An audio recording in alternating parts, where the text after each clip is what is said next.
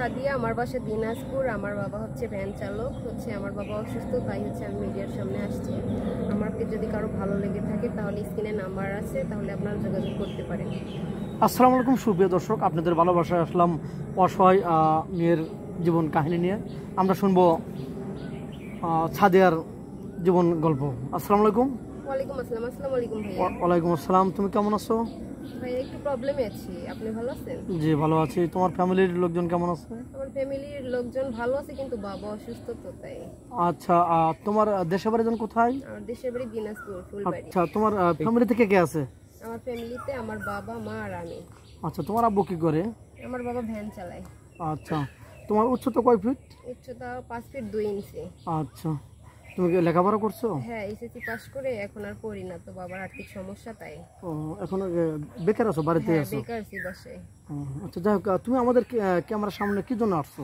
আমি আসছি মিডিয়াতে, যাতে আমাকে দেখার মতো কেউ নেই, আমাদের ফ্যামিলির আর্থিক সমস্যা, তাই আসছি। কারো যদি ভালো লেগে থাকে তাহলে আমার সাথে কন্ট্যাক্ট করতে পারে। আচ্ছা, যাই হোক, তুমি বলছো তুমি আর্থিক সমস্যার জন্য তুমি এখানে আসছো, তাই না? জি। তো তুমি কি আর্থিক সহযোগিতা চাও নাকি বিয়ে শাদী বসতে আসছো? আমি ভালো একজনকে পেলে বিয়ে করব। কেউ যদি আমাকে পছন্দ করে থাকে তাহলে সে ডাইরেক্ট প্রস্তাব দিলে আমি বিয়ে করতে রাজি। তোমাদের তোমরা ভাই বোন কয়জন? আমাদের ভাই বোন 2 বোন, ভাই নেই। ও, তুমি বড় না ছোট? আমি ছোট। আচ্ছা, এই ভিডিও দেশ বা প্রবাস থেকে সবাই দেখছে, পাবলিক হচ্ছে যেহেতু ভিডিও, কোনো প্রবাসী যদি তোমাকে বিয়ে করতে চায়, তোমার বয়স কত বলছিলে? আমার বয়স 18। 18। তাহলে কত বছরের বয়স হলে মিস আউট হবে? বয়স ডাজেন্ট ম্যাটার না, যদি আমার থেকে বয়স বেশি হয়, তারপরে যদি কেউ আমার দায়িত্ব নিতে চায়, আমাকে বিয়ে করতে চায়, আমি রাজি আছি। তাই? এখন তো হয়তো আর্থিক সমস্যায় পড়ছো, তুমি এখন তোতাবাকির মতো কথা বলতেছো, যদি পরে আবার হয়তো একজন তোমাকে আশ্রয় দিল, ভালোবাসলো, তোমাকে গ্রহণ করে নিল, পরে কি তার সাথে ছলছাতুরি বা না না, বেইমানি? কখনোই আমি ছলছাতুরি বা ছলনা কখনোই করব না, কারণ আমি যাকে ভালোবেসে বিয়ে করব, যে আমাকে চালাবে, দায়িত্ব নেবে, তাকে কখনো ঠকা যায়? না, তা তো অবশ্যই। যাক, তুমি তো মুসলমান না? জি, আমি মুসলিম। নামাজ কালাম তো পড়া হয়? জি, পড়া হয়। আচ্ছা, তোমার কি যৌথ ফ্যামিলি ভালো লাগে না শুধু স্বামী হলে চলবে, মানে সিঙ্গেল ফ্যামিলি ভালো লাগে? যৌথ ফ্যামিলি ভালো লাগে আমার। এমনটা কেন? এমনটা কেন, সবার সাথে থাকতে ভালোবাসি তাই। আর যদি আল্লাহ কপালে রাখে যে যৌথ ফ্যামিলি বা একক ফ্যামিলি হয়, তাও ব্যাপার না, কারণ যেটাই কপালে আসবে সেটাই গ্রহণ করতে হবে।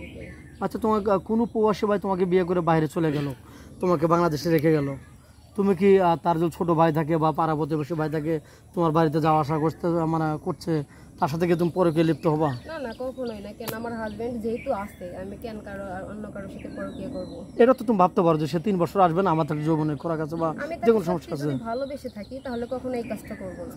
সত্য বলছো তো, রাইট? সত্যি বলতেছি। যাই হোক, তোমার ভিডিও যেহেতু পাবলিক হচ্ছে, তোমাকে অনেক লোক লক করতে পারে, তাই তোমার ফোন নাম্বারটা স্ক্রিনে দিয়ে দাও। আমার আমার তো ভাইয়া ফোন নাই, আমি আপনাদের কাছে এই প্রথম আসছি, তাই আপাতত আপনাদের সাথে কন্ট্যাক্ট যদি ওরা করায়, তারপর ওনার সাথে আমি কন্ট্যাক্ট করতে পারবো।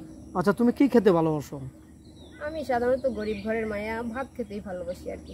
রান্না বান্না তো সব পারো না? হ্যাঁ, পারি। একটু ফ্যামিলিতে যাতে শ্বশুর শাশুড়িকে আপ্যায়ন করতে পারবো, হ্যাঁ পারবো, খেদমত করতে পারবে। হ্যাঁ পারবো। যাই হোক, আমরা স্ক্রিপ্ট বাড়াতে চাই না। আপনারা শুনতে পারলেন মেয়েটার করুণ কাহিনী, বা খুবই কষ্টে আছে মেয়েটা। নেক্সট আবার আসবো। তো যাই হোক, ভালো থাকবেন, সুস্থ থাকবেন, এটাই কামনা করি। আল্লাহ হাফেজ।